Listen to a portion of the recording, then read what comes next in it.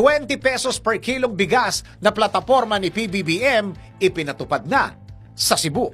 Kamakailan lang nag-viral sa social media ang pagbebenta ng 25 pesos per kilong bigas sa Negros Occidental. Ngayon naman, ipinatupad na rin ng Cebu ang plataporma ni Pangulong Ferdinand Bongbong Marcos Jr. na gawing mas abot-kaya ang presyo ng bigas para sa mga Pilipino sa pamamagitan ng pagbebenta nito sa halagang 20 pesos per kilo.